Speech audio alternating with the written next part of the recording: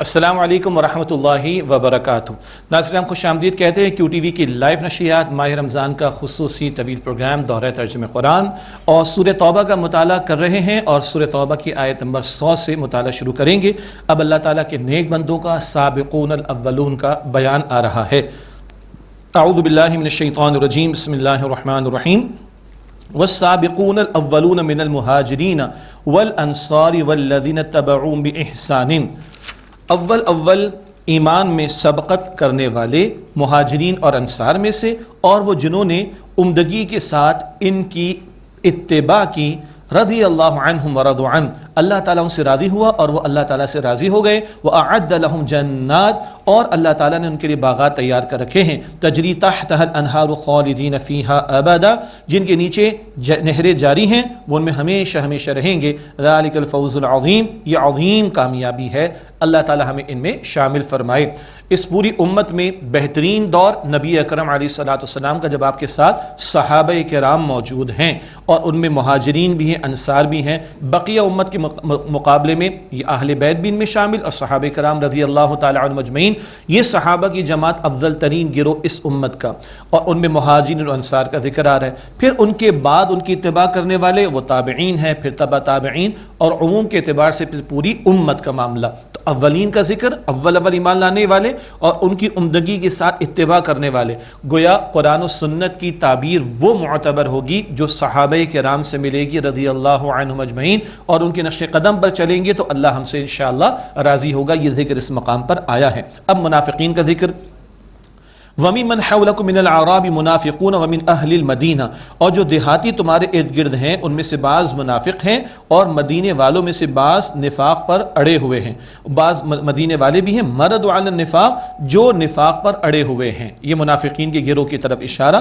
لا تعلمهم، تم انہیں نہیں جانتے، نحن نعلمهم، ہم انہیں جانتے ہیں۔ سنعذبهم مرتين ثم يردون الى عذاب عظیم، اور ہم جلد انہیں 2 بار عذاب دیں گے، پھر وہ عذاب عظیم کی طرف لوٹائے جائیں گے۔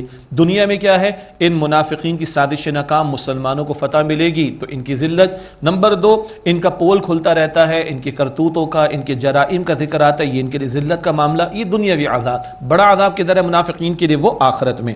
فرمایا ایک اور گروہ کا ذکر آ رہا ہے۔ اب یہ ایک گروہ ہے چند صحابہ کرام کا، حضرت ابو لبابہ رضی اللہ تعالیٰ عنہ اور 5-6 افراد ان کے ساتھ اور تھے، ان سے کوتاہی کا معاملہ ہو گیا، یہ تبوک میں نہ جا سکے اور پیچھے رہ گئے، اور مخلص لوگ تھے لیکن پیچھے رہ گئے، اور اللہ کے نبی علیہ السلام کے آنے سے قبل خود انہوں نے اپنے لیے بات تجویز کر لی کہ مسجد نبوی میں آ کر ستونوں سے اپنے آپ کو باندھ لیا، اور منتظر تھے کہ جو فیصلہ اللہ تعالیٰ کی طرف سے آ جائے اور رسول اللہ علیہ السلام فرما دیں۔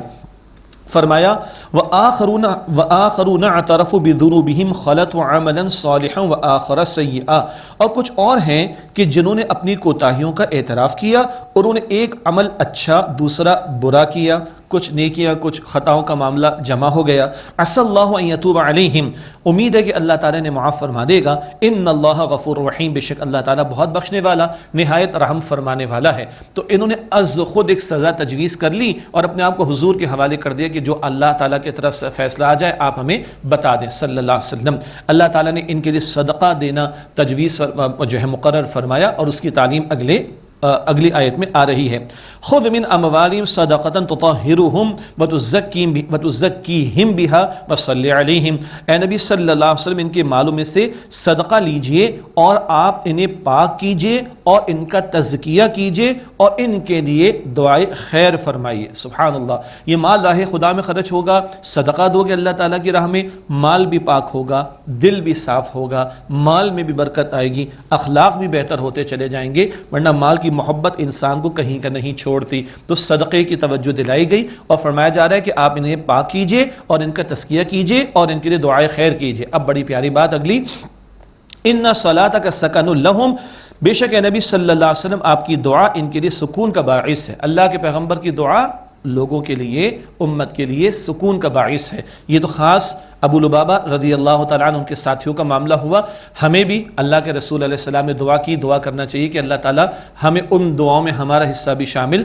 فرما دے۔ ایک دعا مجھے یاد آ رہی ہے جس کا مصداق بننے کی ہمیں کوشش کرنی چاہیے، بار بار توجہ دلائی جا رہی ہے۔ اللہ کے نبی علیہ السلام نے فرمایا کہ اللہ اسے خوش و خرم رکھے، تر و تازہ رکھے، جو مجھ سے کوئی بات سنے اور ایسے ہی دوسروں تک پہنچا دے۔ جامع ترمذی شریف کی روایت ہے، اللہ کے پیغمبر ہزاروں آیات قرآن کی عطا کر گئے، ہزاروں احادیث مبارکہ عطا کر گئے، اپنا کامل اسوہ عطا کر گئے، اس کو لیں، سیکھیں، سمجھیں، عمل کریں، دوسروں کو پہنچائیں۔ تو حضور فرما رہے ہیں علیہ السلام، اللہ تعالیٰ اسے خوش و خرم رکھے جو مجھ سے کوئی بات سنے اور ایسے ہی دوسروں تک پہنچا دے۔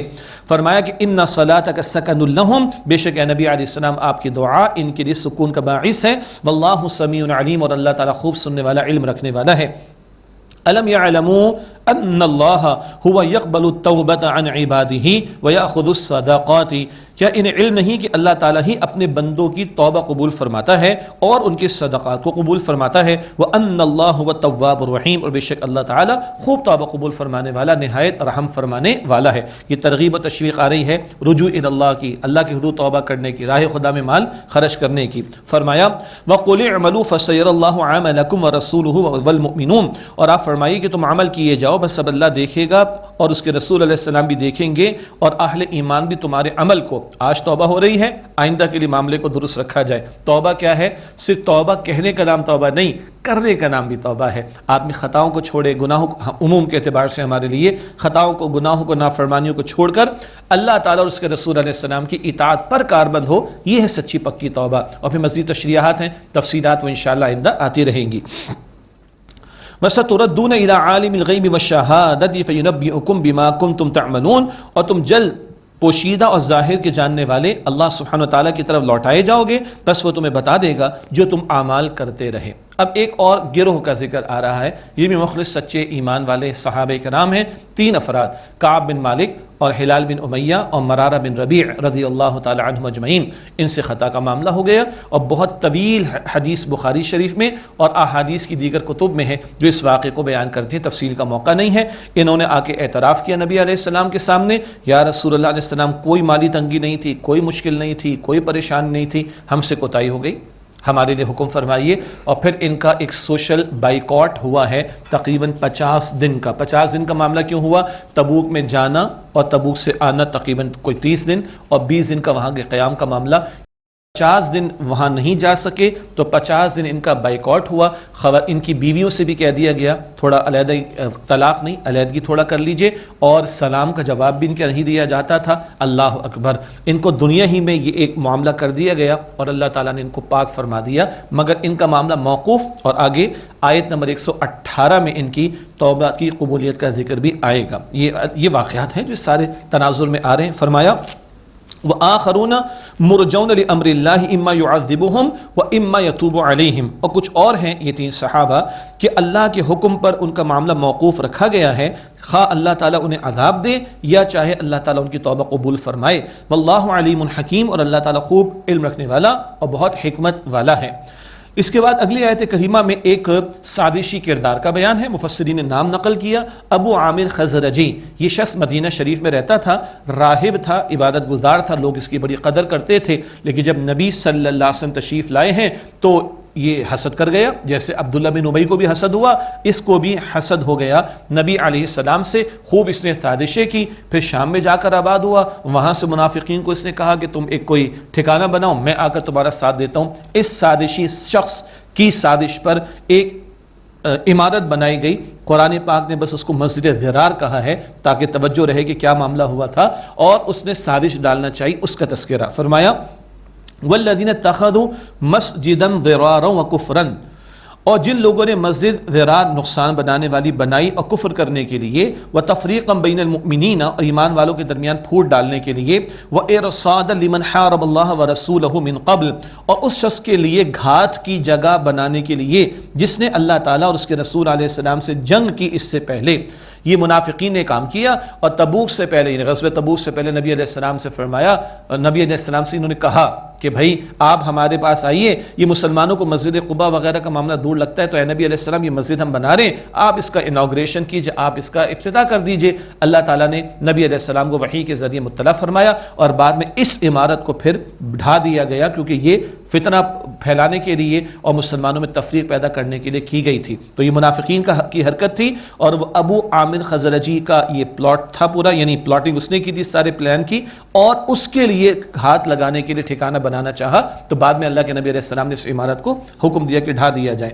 وَلَا يَحْلِفُنَّ إِنْ أَرَدْنَا إِلَّا الْحُسْنَى، اور یقیناً وہ قسمیں اٹھائیں گے کہ ہم نے تو صرف بھلائی چاہی تھی۔ واللہ یشہد انہم لکاذبون، اور اللہ تعالیٰ گواہی دیتا ہے کہ بے شک یقیناً یہ لوگ جھوٹے ہیں۔ لا تقم فیہ ابدا، اے نبی علیہ السلام آپ اس عمارت میں کبھی کھڑے مت ہوئیے گا۔ لمسجد اسس علی التقوی من اول یوم احق ان تقوم فیہ، وہ مسجد بے شک کہ جس کی بنیاد پہلے دن سے تقوی پر رکھی گئی ہے، وہ زیادہ اس بات کے لائق ہے کہ آپ اس میں کھڑے ہوں صلی اللہ علیہ وسلم۔ اکثر مفسرین کا خیال ہے کہ یہ مسجد قباء ہے، پہلی باقاعدہ مسجد جو نبی علیہ السلام کے ہاتھوں سے، مبارک ہاتھوں سے تعمیر ہوئی، مسجد قباء ہجرت کے فوراً بعد، اور پھر کچھ ہی دنوں بعد مسجد نبوی کی تعمیر کا معاملہ۔ تو کئی مفسرین کا خیال مسجد قباء کے بارے میں ہے، اور ایک رائے مفسرین کی جماعت کی وہ مسجد نبوی کے بارے میں ہے، اور دونوں اپنی جگہ درست ہیں، کیونکہ دونوں کی بنیاد نبی علیہ السلام نے رکھی تقوی کی بنیاد پر۔ فیہ رجال یحبون ان یتطہروا، اس میں ایسے لوگ ہیں جو چاہتے ہیں کہ خوب پاکیزگی حاصل کرے۔ یہاں اکثر رائے یہی ہے کہ یہ قباء کے افراد کا ذکر آ رہا ہے۔ مسجد قباء کی اپنی ایک فضیلت کا معاملہ بھی ہے، 2 رکعت ادا کرے تو عمرے کا ثواب ملتا ہے، اس کی بھی تفصیل ہے۔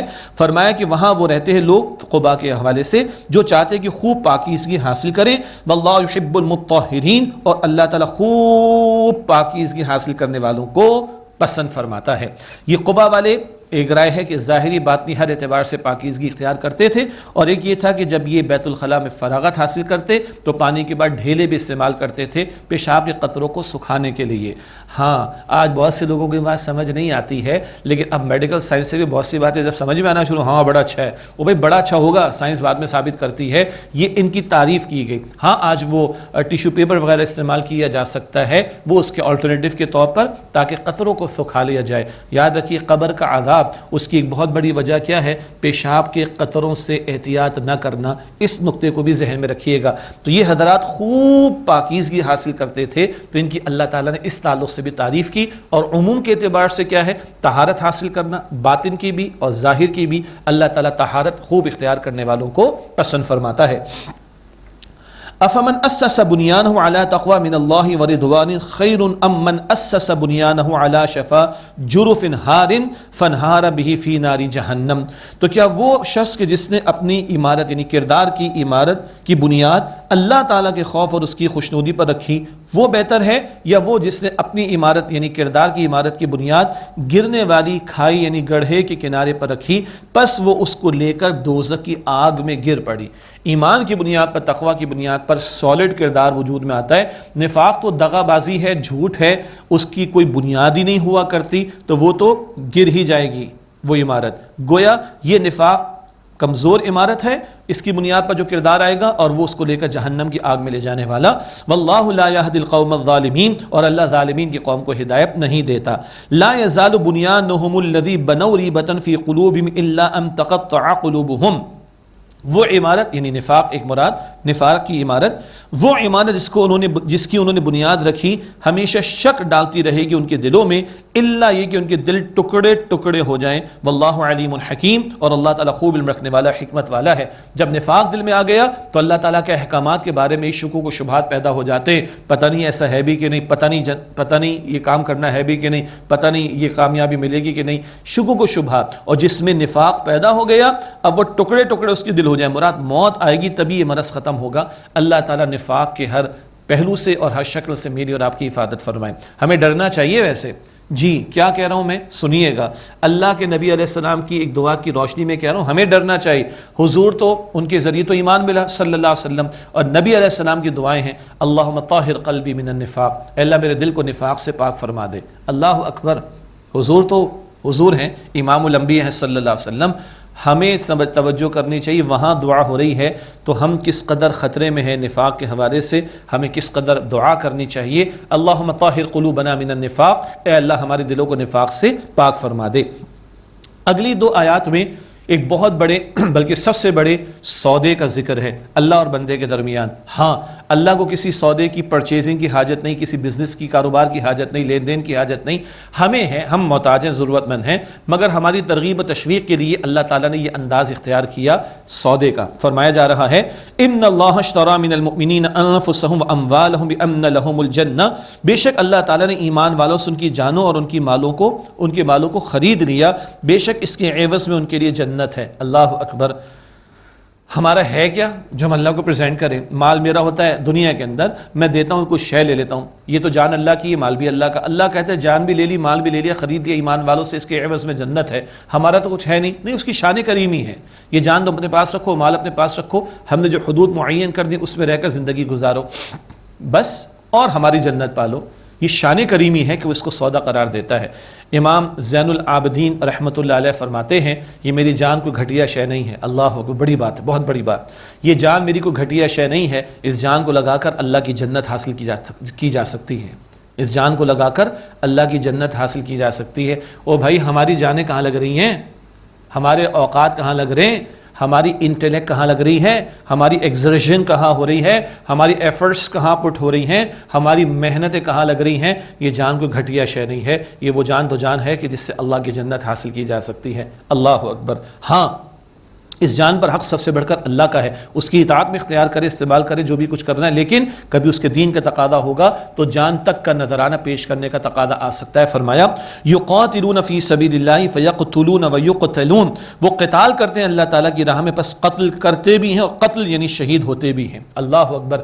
یہ انتہائی شکل آ گئی، جان تک کا نذرانہ پیش کرنے کا موقع آ سکتا ہے، تیار رہو. اللہم ارزقنا شہادۃ فی سبیلک، اللہ اپنی راہ میں ہمیں شہادت کا رتبہ عطا فرما. اس کی تمنا بھی ہو، کوشش بھی ہو، اجتماعی جد و جہد کرے دین کے غلبے کے لیے، شاید کبھی موقع آ جائے. تو یہ انتہائی شکل ہے.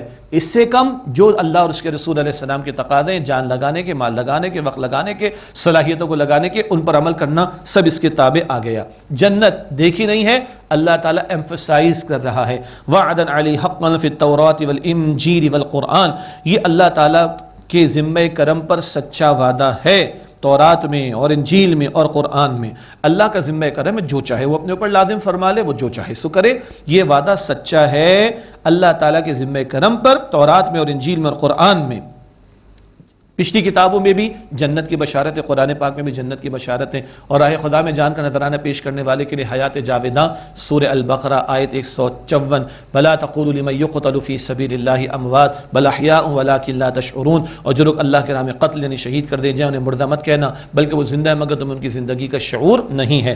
ومن اوفى بعهده من الله فاستبشروا ببيعكم الذي بايعتم به. اور اللہ سے بڑھ کر کون ہوگا اپنے وعدے کو پورا کرنے والا؟ بس اس بیع یعنی سودے پر خوشیاں مناؤ جو سودا تم نے اللہ تعالیٰ سے کر لیا. اللہ اکبر. سودا ہماری ترغیب و تشویق کے لیے ہے، اللہ کو کسی سودے کی حاجت نہیں ہے. یہیں سے بیعت کا لفظ بنتا ہے. بیع سودا بیچ دینا، بیعت میں بھی شخص اپنے آپ کو حوالے کرتا ہے. اللہ کے پیغمبر علیہ السلام نے جماعت بنانے کے لیے جو اصول اور طریقہ عطا فرمایا وہ بیعت کا ہے. اللہ کے نبی علیہ السلام تو اللہ کے رسول ہے، کوئی آپ کی بات نہ مانے مسلمان کہاں ہوگا، لیکن حضور نے بیعت لے کر دکھائی تاکہ امت میں اجتماعیت کس طرح قائم ہو، اس کا اصول مل جائے.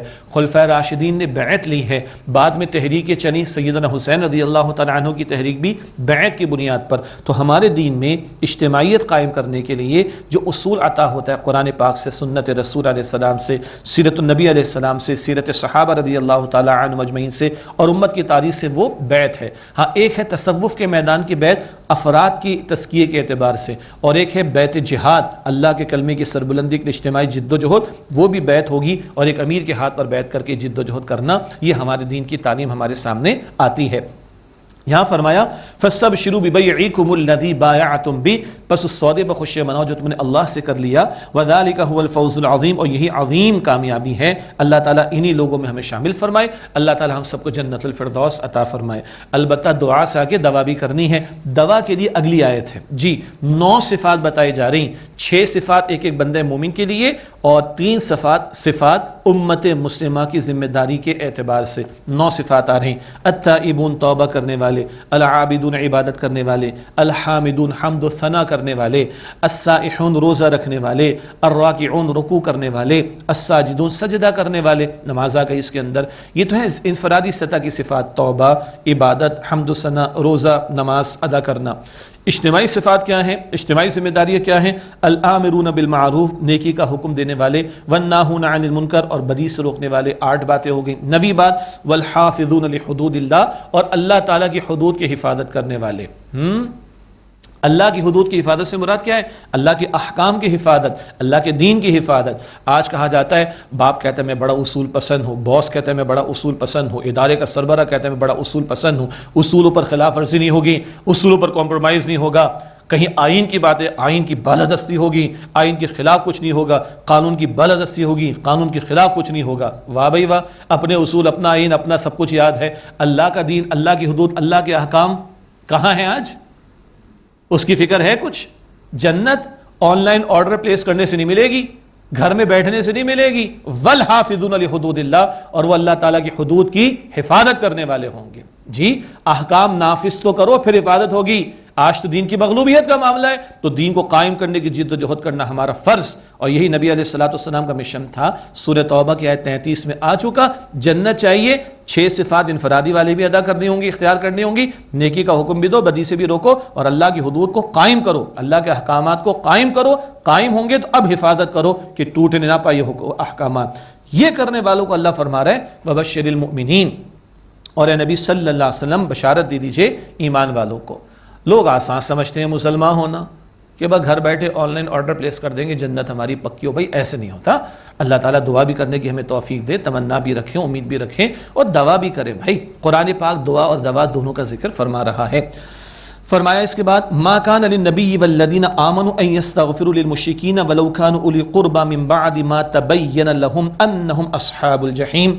نبی علیہ السلام کے لیے اور اہل ایمان کے لیے شائن شان نہیں کہ وہ مشرکین کے لیے استغفار کریں، چاہے وہ ان کے رشتہ دار ہی کیوں نہ ہوں، اس کے بعد کہ جبکہ ان پر ظاہر ہو گیا کہ وہ جہنم کی آگ والے ہیں۔ تو مشرکین کے لیے، کفار کے لیے دعا کرنے کی، مغفرت کی دعا کرنے کی اجازت نہیں۔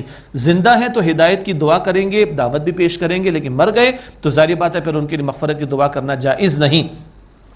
وما كان استغفار ابراہیم لأبیہ الا موعدۃ وعدہا ایاہ، اور ابراہیم علیہ السلام کا اپنے باپ آزر کے لیے استغفار کرنا نہیں تھا مگر ایک وعدے کی وجہ سے جو انہوں نے اپنے باپ یعنی آزر سے کر لیا تھا۔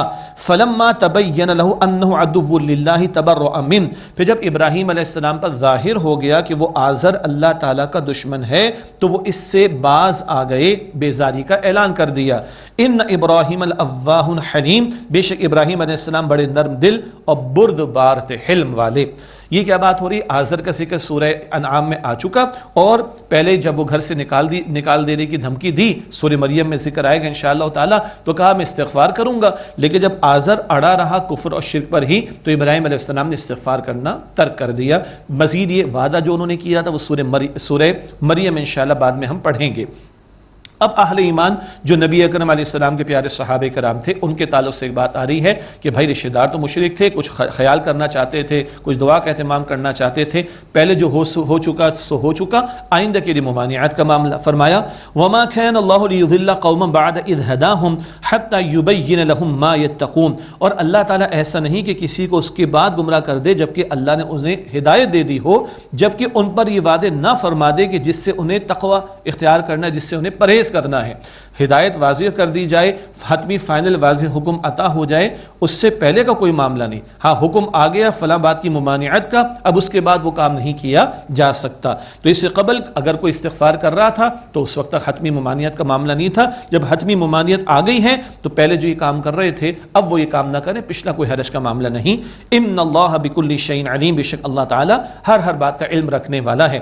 ان اللہ لہ ملک السماوات والارض، بے شک اللہ ہی کے لیے بادشاہت آسمانوں کی اور زمین کی، یحیی و یمیت، وہ اللہ زندگی عطا فرماتا ہے اور وہی اللہ سبحانہ و تعالیٰ موت دیتا ہے۔ وما لکم من دون اللہ من ولی ولا نصیر، اور تمہارے لیے اللہ سبحانہ و تعالیٰ کے سوا نہ کوئی حمایتی ہے اور نہ کوئی مددگار۔ لقد تاب اللہ علی النبی والمہاجرین والانصار الذین اتبعوا فی ساعۃ العسرۃ، یقیناً اللہ سبحانہ وتعالیٰ نے نظر کرم فرمائی نبی علیہ الصلوۃ والسلام پر اور مہاجرین اور انصار پر جنہوں نے تنگی کی گھڑی میں ان کی پیروی کی. بڑا مشکل موقع تھا، جیش العسرہ، مشکل والا، مشقت والا غزوہ، یہ بات پہلے آ چکی. تو اللہ نے نظر کرم فرمائی. من بعد ما کاد یزیغ قلوب فریق منہم، اس کے بعد کہ جب کہ قریب تھا کہ ان میں سے ایک فریق کے دل پھر جائیں. ثم تاب علیہم، پھر اللہ تعالیٰ نے ان پر نظر کرم فرمائی. بھئی بشری تقاضے تھے، بشری تقاضے کے تحت کچھ کمزوری آ جانا مسئلہ نہیں، اخلاص ہے نا. اللہ تعالیٰ نے نظر کرم فرمائی. انہ بہم رؤوف الرحیم، بے شک اللہ سبحانہ وتعالیٰ ان پر بہت شفقت فرمانے والا، نہایت رحم فرمانے والا ہے. یہ ذکر ہوا عموم کے اعتبار سے کوئی کمی کوتاہی اللہ تعالیٰ نے معاف فرما دی. ہاں 3 صحابہ کرام کا معاملہ موقوف، ان کا ذکر اگلی آیت میں آئے گا. البتہ وہ مطالعہ آپ کے سامنے رکھتے ہیں ایک وقفے کے بعد، اور سلسلہ جاری رہے گا انشاءاللہ دورہ ترجمہ قرآن کا. السلام علیکم ورحمۃ اللہ وبرکاتہ.